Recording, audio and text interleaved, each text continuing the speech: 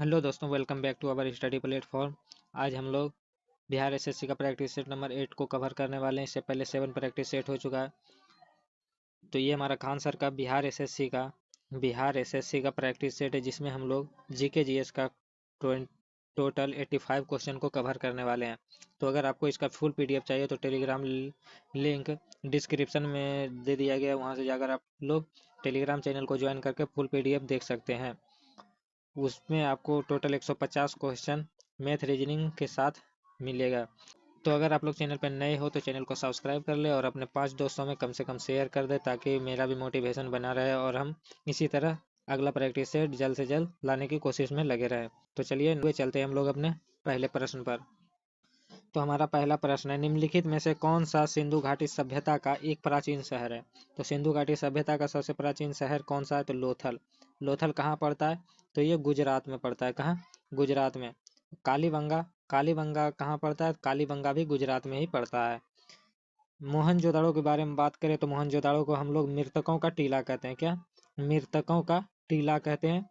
और अभी वर्तमान में मोहनजोदाड़ो कहाँ है? पाकिस्तान में है। कहाँ? पाकिस्तान में। इसको भी आपको ध्यान रखना। और हड़प्पा भी पाकिस्तान में ही है। अगला क्वेश्चन देखते हैं। और आपको ये भी देखना है कि हमारा जो है 85 में से कितना क्वेश्चन जो है सही होता है। वो आपको कमेंट करके बताना है कि 85 में आपका कितना जीके जीएस सही होता है। चलिए अगला क्वेश्चन देखते हैं। तो हमारा अगला क्वेश्चन है, बुद्ध ने अपना पहला धर्म उपदेश कहाँ दिए थे? तो बुद्ध ने अपना पहला धर्म उपदेश कहाँ दिए थे? सारनाथ। और सारनाथ कहाँ है? तो यूपी में पड़ता है सारनाथ।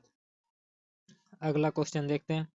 तो हमारा अगला क्वेश्चन है, ज्योतिबा फूले ने किस संस्था की स्थापना की? तो ज्योतिबा फूले ने किसकी स्थापना की थी? सत्य शोधक समाज की स्थापना ज्योतिबा फूले ने की थी। प्रार्थना समाज की स्थापना और ब्रह्म समाज की राजा राम मोहन राय ने। और प्रार्थना समाज की स्थापना किसने की थी? तो आत्माराम पांडुरंग ने प्रार्थना समाज की स्थापना की थी। अगला क्वेश्चन है हमारा, तीनों गोलमेज सम्मेलन में भाग लेने वाले भारतीय नेता कौन थे? तो तीनों गोलमेज सम्मेलन में कौन भाग लिए थे? तो अंबेडकर, डॉक्टर भीमराव अंबेडकर ने तीनों गोलमेज सम्मेलन में भाग लिया था। महात्मा गांधी की बात करें तो महात्मा गांधी ने 1931 में द्वितीय गोलमेज सम्मेलन में भाग लिए थे। अगला क्वेश्चन देखते हैं। अगला क्वेश्चन है हमारा, कांग्रेस और मुस्लिम लीग के बीच समझौता कब हुआ? तो कांग्रेस और मुस्लिम लीग के बीच समझौता हुआ था 1916 में। कहाँ हुआ था? लखनऊ में। लखनऊ अधिवेशन में समझौता हुआ था। 1924 में महात्मा गांधी एकमात्र बार कांग्रेस के अध्यक्ष चुने गए थे। कहाँ में चुने गए थे? तो बेलगांव कर्नाटक में चुने गए थे। बेलगांव कर्नाटक में चुने गए थे महात्मा गांधी 1924 में एकमात्र बार कांग्रेस के अध्यक्ष। 1925 में क्या हुआ था? 1925 में काकोरी ट्रेंड एक्शन हुआ। 1911 में, तो 1911 में राष्ट्रीय गान को पहली बार गाया गया था कलकत्ता अधिवेशन में।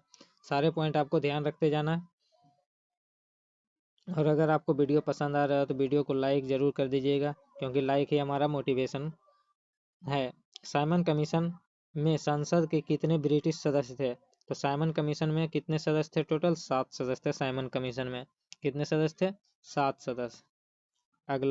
अगला है, 1930 में बिहार किसान आंदोलन का नेतृत्व किसने किया था?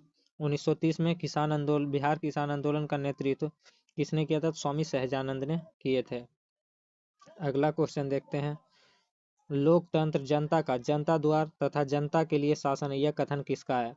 लोकतंत्र जनता का द्वार तथा जनता के लिए शासन है, यह कथन अब्राहम लिंकन का है। अगला क्वेश्चन, भारतीय संविधान दिवस कब मनाते हैं? तो भारतीय संविधान दिवस हम लोग कब मनाते हैं? 26 नवंबर 1949 को हम लोग संविधान दिवस मनाते हैं। अगला क्वेश्चन है हमारा, डॉक्टर भीमराव अंबेडकर निम्न में से किसके साथ संबंधित नहीं थे? डॉक्टर भीमराव अंबेडकर किसके साथ संबंधित नहीं थे, ये आपको बताना है। तो राज्य पुनर्गठन आयोग से संबंधित नहीं थे। अगला क्वेश्चन, भारतीय संविधान की प्रस्तावना में कितने प्रकार का न्याय का उल्लेख है? भारतीय संविधान की प्रस्तावना में कितने प्रकार का न्याय का उल्लेख दिया हुआ है? तो 3 प्रकार का न्याय का उल्लेख दिया हुआ है। अगला क्वेश्चन, अगला है, कानूनी अधिसत्ता की संकल्पना पहली बार किसने प्रस्तुत की? कानूनी अधिसत्ता की संकल्पना पहली बार किसने प्रस्तुत की, ये आपको बताना है। इसका सही आंसर हो जाएगा option number A, Hobbes. Option number A, Hobbes हो जाएगा इसका करेक्ट आंसर। अगला क्वेश्चन है, राज्य के राज्यपाल को अध्यादेश जारी करने की शक्ति प्रयुक्त की जा सकती है। राज्य के राज्यपाल को अध्यादेश जारी करने की शक्ति प्रयुक्त की जा सकती है, तो ये इसका आंसर देख लेते हैं कौन सा है। तो इसका सही आंसर हो जाएगा राज्य एवं संवर्ती सूची के विषय पर। ऑप्शन सी हो जाएगा करेक्ट आंसर। अध्यादेश राज्यपाल जो है वो राज्य और संवर्ती सूची के विषय पर कर सकता है, और ये राष्ट्रपति, तो राष्ट्रपति संघ और संवर्ती सूची पर। किसमें? संघ और संवर्ती सूची। अगला क्वेश्चन, अगला है, लोकसभा का अध्यक्ष अपना त्यागपत्र किसको देता है? लोकसभा का अध्यक्ष जो है अपना त्यागपत्र किसको प्रशस्तित करता है? तो लोकसभा अध्यक्ष किसको देता है? तो उपाध्यक्ष को देता है, लोकसभा उपाध्यक्ष को। राष्ट्रपति किसको देते हैं? तो उपराष्ट्रपति को। किसको? उपराष्ट्रपति को अपना त्यागपत्र देते हैं। अगला क्वेश्चन है हमारा, पंचायतों, नगर निगमों और नगर पालिकाओं के चुनाव हेतु संबंधित क्षेत्र को छोटे छोटे निर्वाचन क्षेत्र में विभाजित किया जाता है। यह कहलाता है, क्या कहलाता है? यदि पंचायतों को, नगर निगम और नगर पालिकाओं के चुनाव हेतु संबंधित क्षेत्रों को छोटे छोटे निर्वाचन क्षेत्र में विभाजित किया जाता है, जो कहलाता है, तो क्या कहलाता है? तो ये वार्ड कहलाता है, वार्ड कहलाता है। अगला क्वेश्चन है हमारा, संविधान सभा में किसने कहा कि राज्य के नीति निर्देशक सिद्धांत बैंकों को दिया गया एक ऐसा चेक के समान है जो बैंकों की सुविधा अनुसार ही दे होगा। संविधान सभा में किसने कहा था कि राज्य के नीति निर्देशक सिद्धांत बैंकों को दिए गए एक ऐसे चेक के समान है जो बैंकों की सुविधा अनुसार ही दे होगा? तो ये किसने कहा था? तो ये के.टी. शाह ने कहा था, के.टी. शाह ने। ये क्वेश्चन आपको ध्यान रखना, ये इंपॉर्टेंट क्वेश्चन है। अगला क्वेश्चन, अगला है हमारा, निम्नलिखित में से किसने हाल ही में गुजरात के मुख्यमंत्री के रूप में शपथ ली? तो गुजरात का मुख्यमंत्री वर्तमान में कौन बने हैं? तो बने विजय रूपानी। कौन? विजय रूपानी। अगला क्वेश्चन, अगला है हमारा, निम्न में से किस ग्रह को एक भी प्राकृतिक उपग्रह नहीं है? किस ग्रह का एक भी प्राकृतिक उपग्रह नहीं है? तो शुक्र का। शुक्र और बुध का एक भी प्राकृतिक उपग्रह नहीं है, ये आपको ध्यान रखना है। शुक्र और बुध को एक भी उपग्रह नहीं है। और बृहस्पति का उपग्रह कौन सा है? तो गैनीमेड बृहस्पति का उपग्रह, जो कि सबसे बड़ा उपग्रह है। अगला क्वेश्चन, समान वर्षा वाले क्षेत्र को जोड़ने वाली काल्पनिक रेखा कौन सी है? समान वर्षा वाले क्षेत्र को जोड़ने वाली काल्पनिक रेखा कौन सी है? तो कौन सी है? समवर्षा रेखा। समान वर्षा वाला क्षेत्र बोल रहा है तो समवर्षा रेखा लगा देना है। समान ताप वाला बोले तो समताप रेखा लगा देना है, और समान दाब वाला बोले तो समदाब रेखा लगा देना है। तो वर्षा वाला बोल रहा है समवर्षा रेखा, ये हो जाएगा आपका करेक्ट आंसर। अगला क्वेश्चन,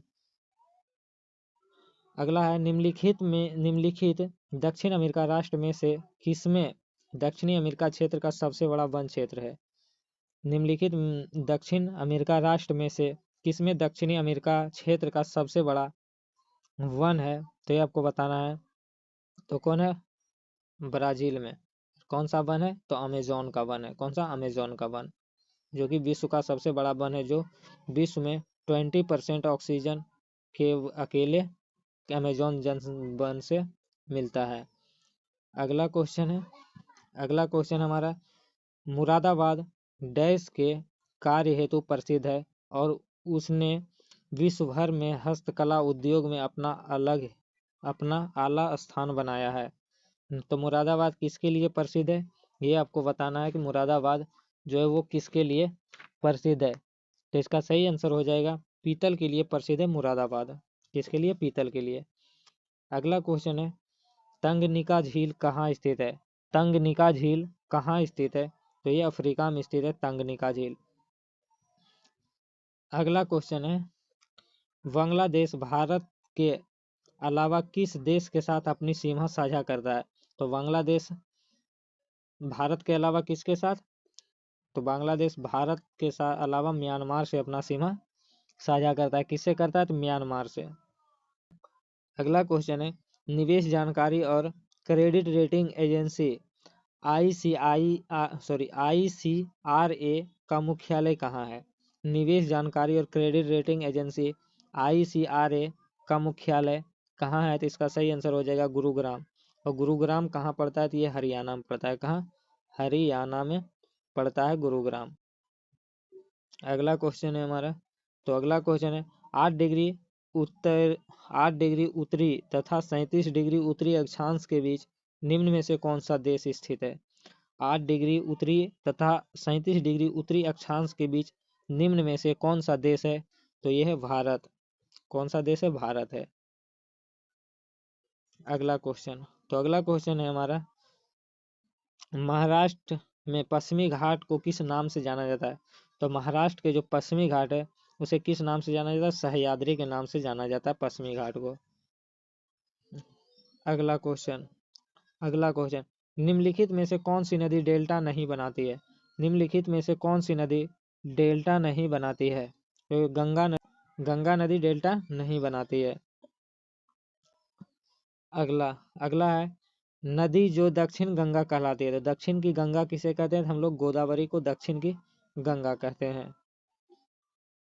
और साथ में इसे बूढ़ी गंगा भी कहते हैं। बूढ़ी गंगा किसको कहते हैं?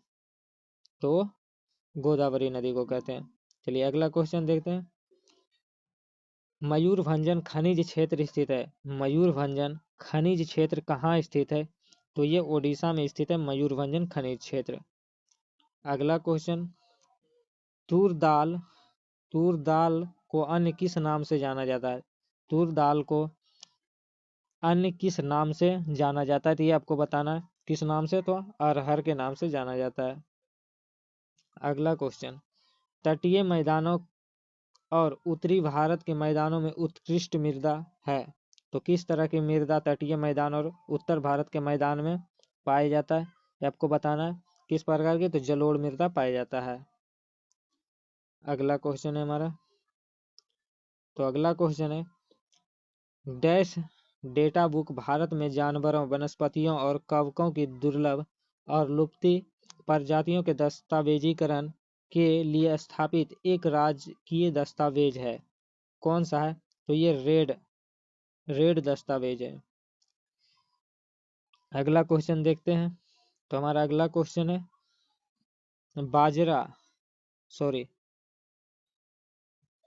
अगला क्वेश्चन है हमारा, बाजार मांग वक्र होता है, तो ये व्यक्तिगत उपभोक्ता के मांग वक्र का क्षैतिज योग, व्यक्ति उपभोक्ता के मांग का वक्र का क्षैतिज योग ये होता है बाजार मांग। अगला क्वेश्चन, प्रधानमंत्री PM मोदी ने शपथ ग्रहण करने के बाद सर्वप्रथम किस विदेशी देश का दौरा किया था? प्रधानमंत्री PM मोदी ने शपथ ग्रहण के बाद सर्वप्रथम किस विदेशी देश का दौरा किया था? ये आपको बताना है किस देश का दौरा किया था, तो नेपाल का, सबसे पहले शपथ के बाद। अगला क्वेश्चन है, विश्व जनसंख्या दिवस कब मनाते हैं? तो विश्व जनसंख्या दिवस 11 जुलाई को मनाते हैं। अगला क्वेश्चन है, लोकप्रिय लोक नृत्य गरबा किस भारतीय राज्य से संबंधित है? तो लोकप्रिय लोक नृत्य गरबा जो है वो गुजरात से संबंधित है।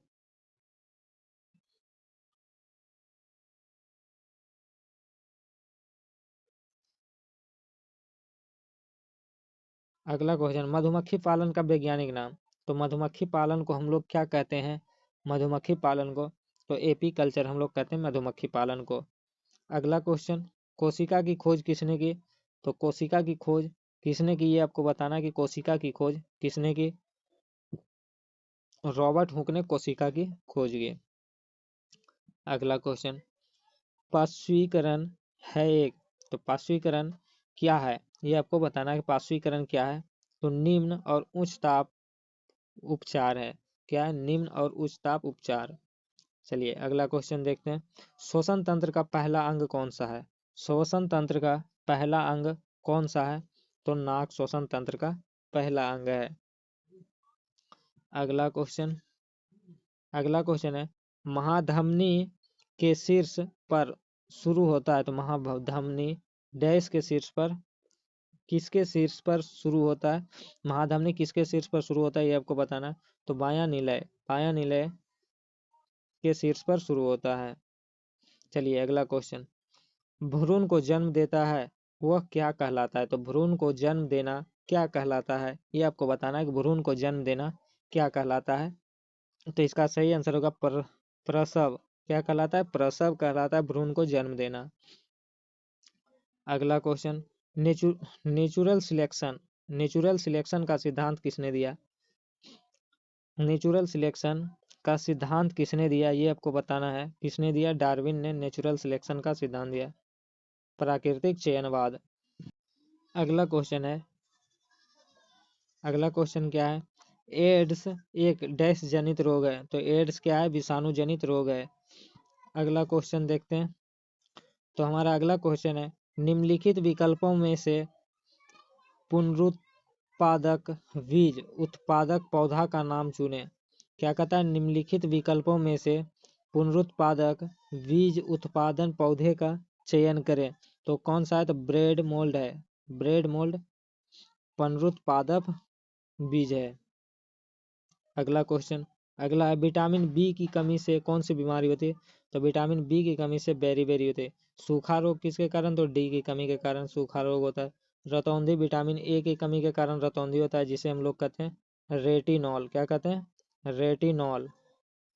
और डी को क्या कहते हैं, तो डी को हम लोग कहते हैं कैल्सीफेरॉल कहते हैं विटामिन डी को। अगला क्वेश्चन देखते हैं। अब बी को जो कहते हैं वो थायमिन कहते हैं। थायमिन बी विटामिन बी को कहते हैं।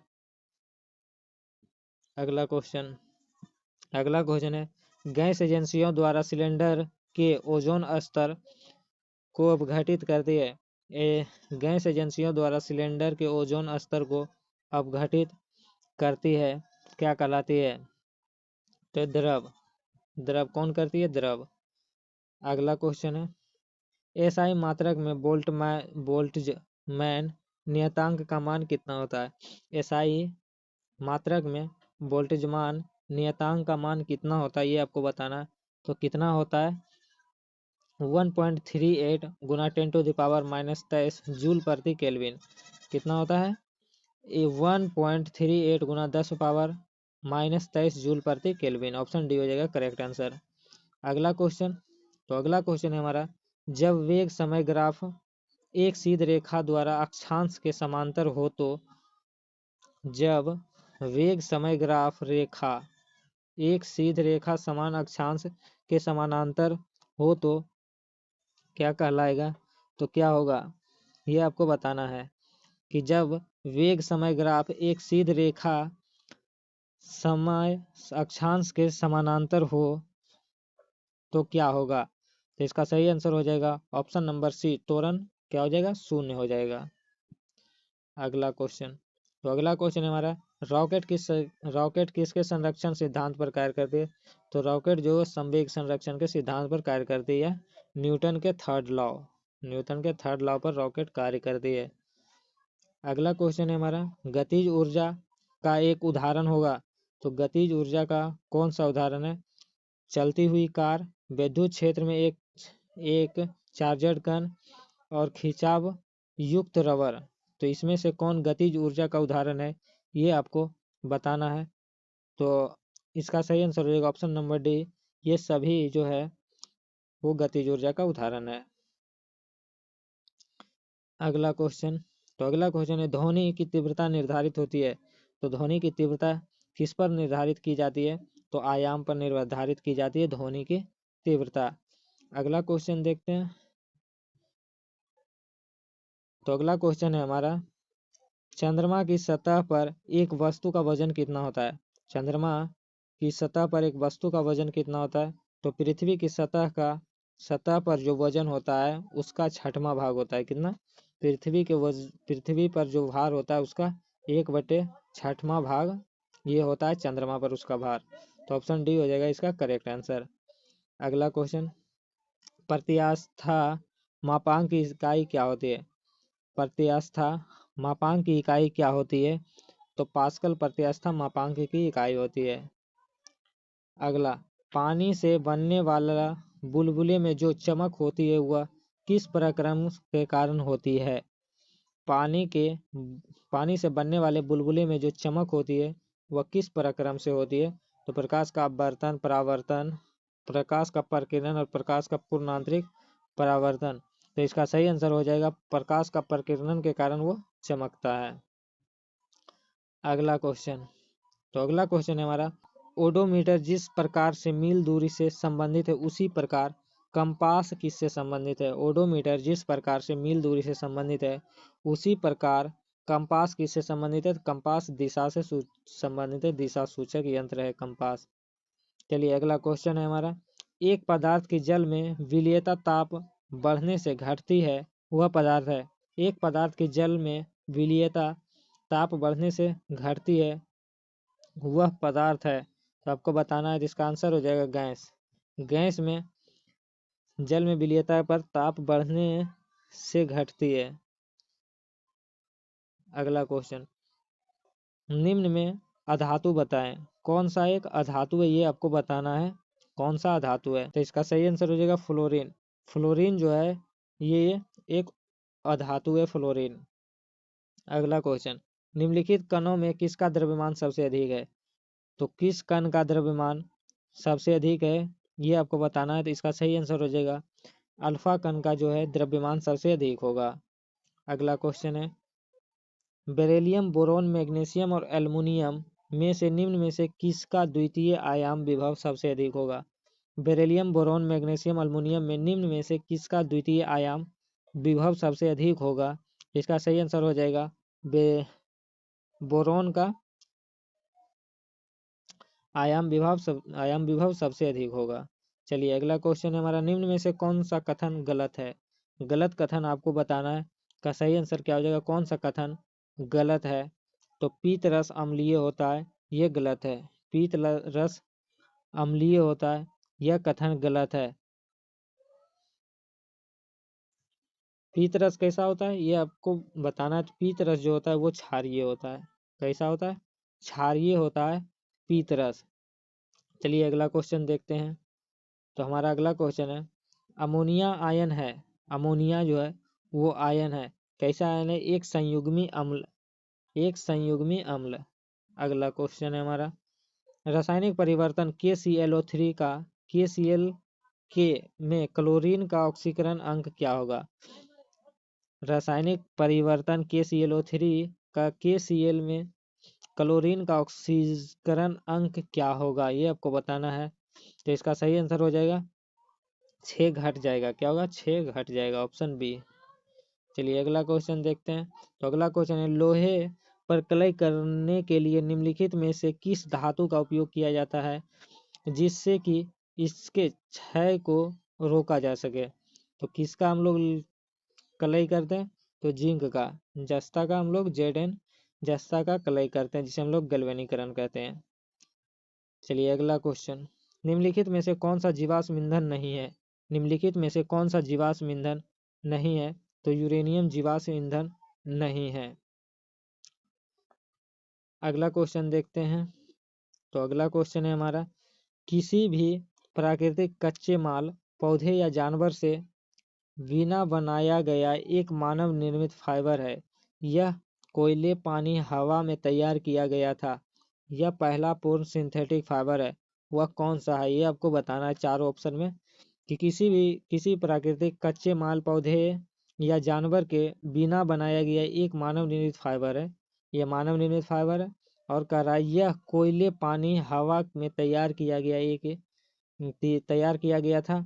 यह पहला पूर्ण सिंथेटिक फाइबर है। तो आपको बताना है प्लास्टिक, नायलॉन, रेयॉन और पॉलीस्टीरीन। तो ये चारों में से इसका सही आंसर क्या होगा ये आपको बताना है। तो इसका सही आंसर जो होगा वो होगा नायलॉन। नायलॉन मानव निर्मित पहला फाइबर है। अगला क्वेश्चन, बिहार के किस वकील ने असहयोग आंदोलन के समय अपना लाभप्रद वकालत छोड़ दी थी? बिहार के किस वकील ने असहयोग आंदोलन के समय अपना लाभप्रद वकालत छोड़ दी थी ये आपको बताना है। जिसका सही आंसर हो जाएगा option number B, Rajendra Kumar. Option number B Rajendra Kumar इसका करेक्ट आंसर हो जाएगा। अगला क्वेश्चन देखते हैं, क्वेश्चन नंबर 68। बिहार में तेल शोधक कारखाना कौन सा है? तो बिहार में कौन सा तेल शोधक कारखाना है? तो बरौनी बिहार में एक तेल शोधक कारखाना है। अगला क्वेश्चन है हमारा, केंद्रीय स्वास्थ्य और परिवार कल्याण मंत्री डॉक्टर मनसुख, कौन है?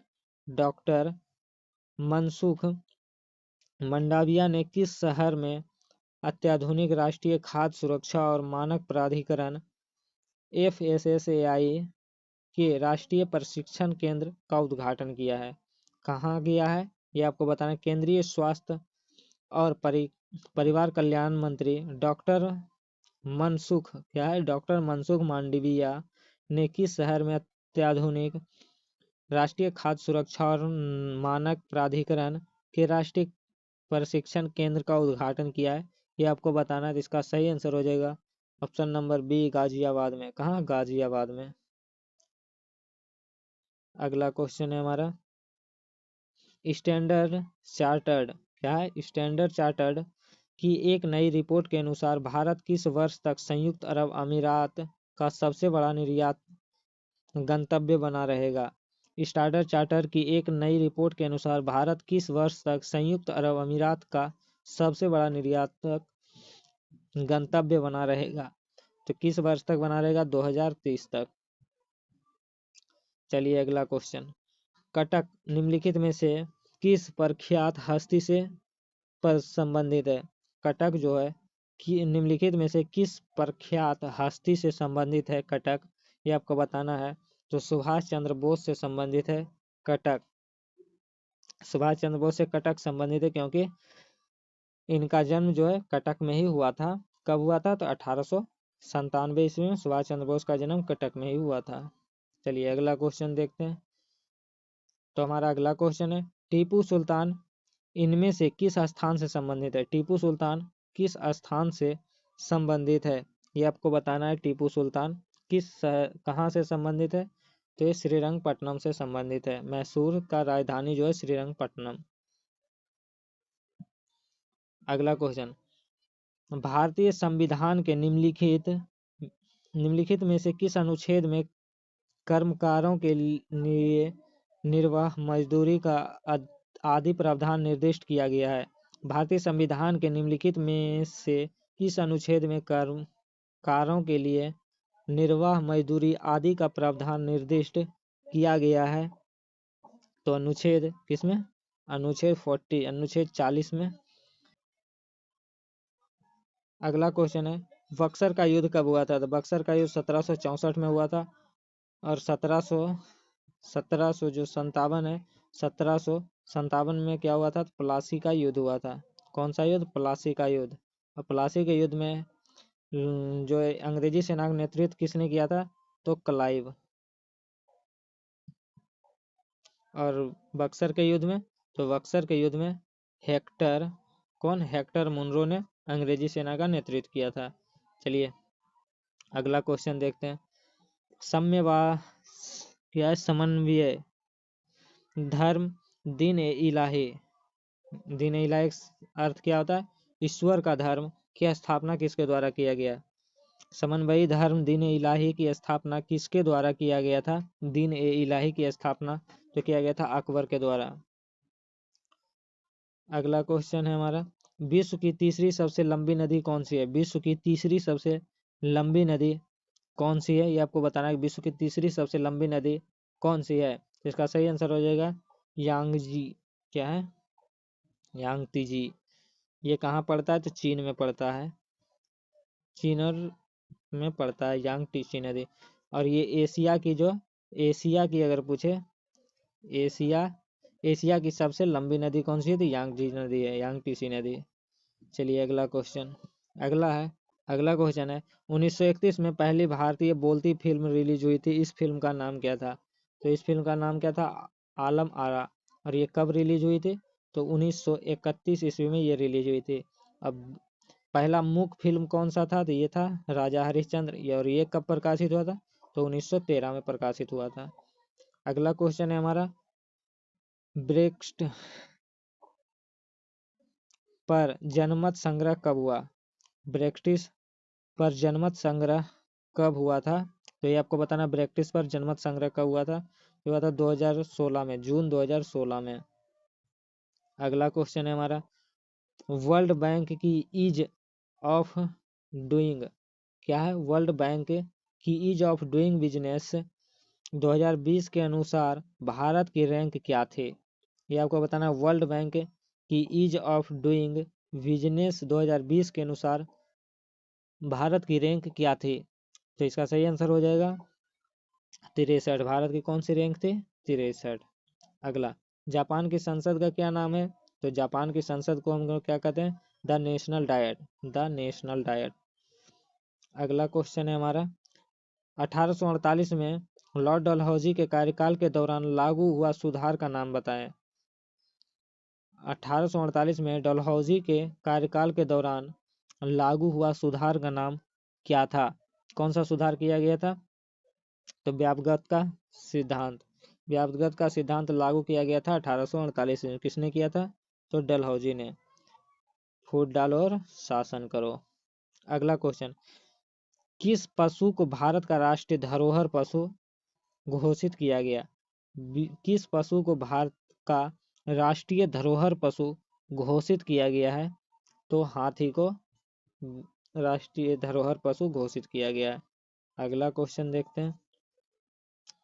तो हमारा अगला क्वेश्चन है, निम्नलिखित में से कौन यूनेस्को का विश्व धरोहर स्थल भारत में नहीं है? निम्नलिखित में से कौन सा यूनेस्को का विश्व धरोहर स्थल भारत में नहीं है? ये आपको बताना है। इसका सही जो आंसर होगा चार मीनार।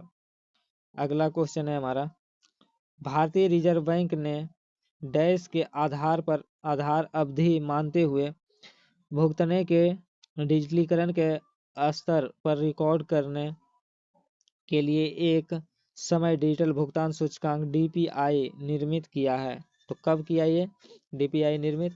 तो किया था मार्च 2018 में। कब? मार्च 2018, ऑप्शन नंबर बी। अगला क्वेश्चन, भारत का महान्यायवादी के संबंध में निम्नलिखित में कौन सा कथन सत्य नहीं है?